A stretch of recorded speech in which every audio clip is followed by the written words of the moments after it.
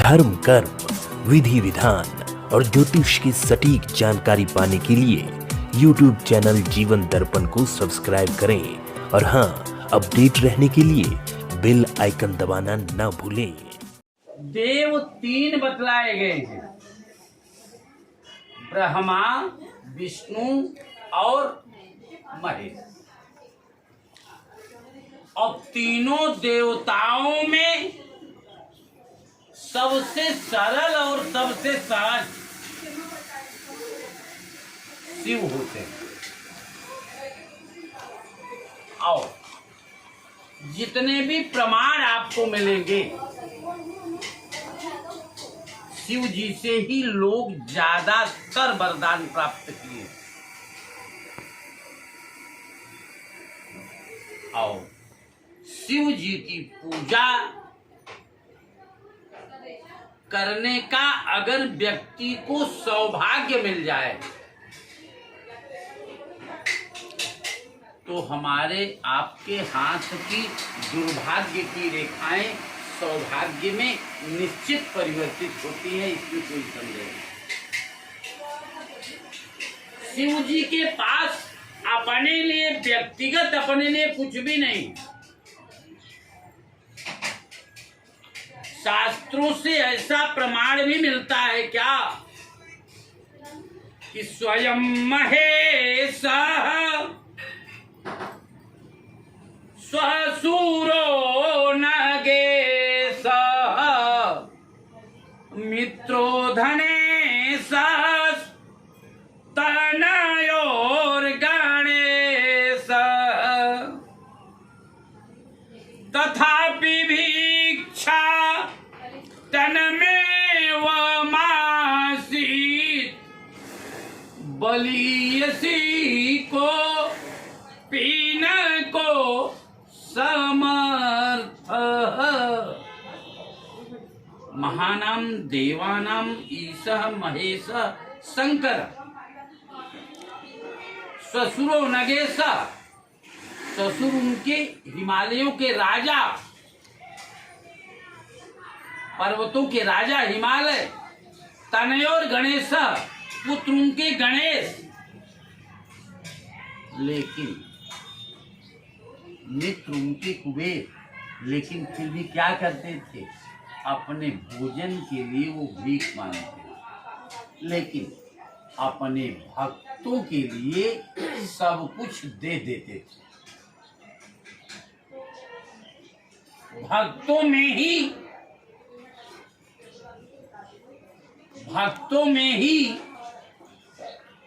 पार्वती भी थी। पार्वती के मन में पहले से क्या था, क्योंकि शास्त्र ये कहता है कि पूर्व जन्मार्जितम विद्या, पूर्व जन्मार्जितम वित्तम, पूर्व जन्मार्जितम नारी अग्रे अग्रे धावत। पार्वती तो पूर्व जन्म में सती थी।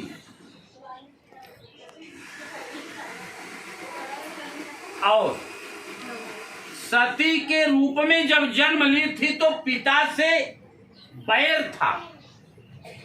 दक्ष शिव की पूजा करने ही नहीं देते थे, किसी भी कीमत पे शिव की पूजा नहीं करने देते। ये इच्छा उसकी मन में बनी ही थी, लेकिन संजोग से किसी तरह से सती का विवाह शिव से हुआ। उसके आगे का इतिहास आप सब जानते हैं, उसमें ज्यादा हमको विस्तार में नहीं जाना है। लेकिन उसकी इच्छा की पूर्ति नहीं हो पाई। फिर वही सती हिमालय के यहाँ पार्वती के रूप में पैदा हुई। और पार्वती के रूप में पैदा हुई तो माता पिता शिव की पूजा खूब करने के लिए बोलते थे, कोई दिक्कत नहीं थी। समझ रहे हैं? और शिव की पूजा करने के लिए एकदम तैयार। शिव की पूजा करते करते सती को क्या कहते हैं, पार्वती शिव को अपने पति के रूप में प्राप्त करना चाहती थी, लेकिन सती के आत्मदाह करने के बाद में शंकर जी ये कह दिए थे कि हम विवाह नहीं करेंगे। उसी दरमियान गंगा भी आई थी। पार्वती की बड़ी बहन गंगा थी और वो गंगा शिव के पास पाथेय के रूप में कुछ लेकर के आई थी, खाने की वस्तु। उसी दरमियान एकांत पा करके प्रार्थना की, मैं आपको अपने पति के रूप में देखना चाहती हूँ। शंकर जी ने कहा, जब सती मेरे जीवन में नहीं है तो हम विवाह ही नहीं करेंगे। इस बात से गंगा बहुत दुखी हुई और उसी समय संकल्प किया अपने मन में कि मैं अब पृथ्वी लोक पर रहूंगी ही नहीं। उसी दरमियान तारकासुर राक्षस ब्रह्मलोक को अपवित्र बना दिया था। हड्डी मांस फेंक करके ब्रह्मलोक को अपवित्र बना दिया। उस अपवित्रता को पवित्रता में बदलने के लिए ब्रह्मा हिमालय के पास आए और कहे कि आप अपनी बेटी गंगा को मुझे दे दीजिए, मैं इसे ब्रह्मलोक ले जाऊंगा।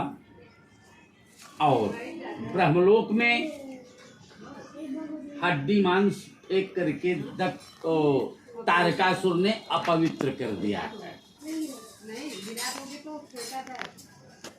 अपवित्र कर दिया है,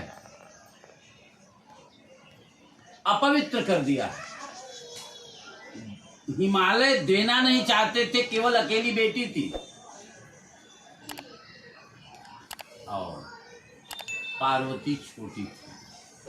पार्वती छोटी बोला कि नहीं, हम किसी को देंगे नहीं।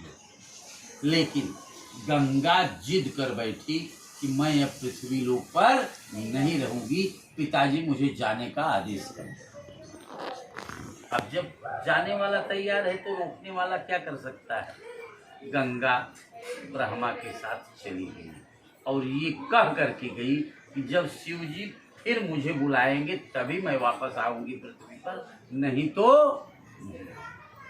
ये पार्वती माता पिता की प्रेरणा से ही, बाल अवस्था से ही शिव की भक्ति में थी, लेकिन सफल नहीं हो रहा था, क्योंकि पार्वती को ये पता ही नहीं था। शंकर जी ने नंदी बैल को एक वरदान दे दिए थे। क्या वरदान दिया था जानते हैं? कि डायरेक्ट कोई भी व्यक्ति मेरी पूजा करेगा उसको बेनिफिट मिलने वाला नहीं है। तो पार्वती खूब पूजा की, लेकिन शंकर जी कभी टिघरे नहीं। जब स्वप्न आया कि नंदी बैल को उन्होंने वरदान दे दिया है और इसीलिए किसी भी शिव मंदिर पर, शिव मंदिर से पहले शिव मंदिर के प्रांगण में ही नंदी बैल दरवाजे से पहले रहता है।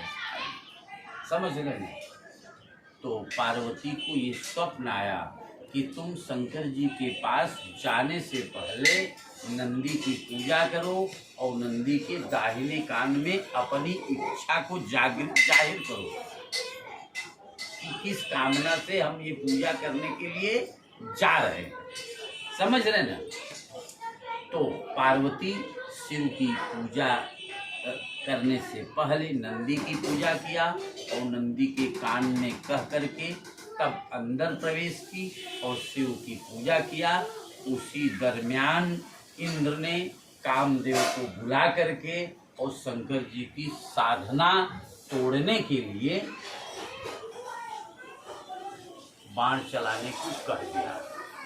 और बाण तो चलाया कामदेव बाण तो चलाया, और बाण से शंकर जी की साधना तो खंडित हो गई, लेकिन कामदेव भस्म हो गया। अब कामदेव भस्म हो गया, पार्वती का तो काम बन गया, लेकिन कामदेव की पत्नी रति का काम गड़बड़ हो गया। तो रति तुरंत जा करके पार्वती को श्राप भी दे दी कि तुम्हें संतान ही नहीं होगा। इतने में ब्रह्मा और विष्णु वहां आकर के उपस्थित हो गए कि शंकर जी के ही बेटे से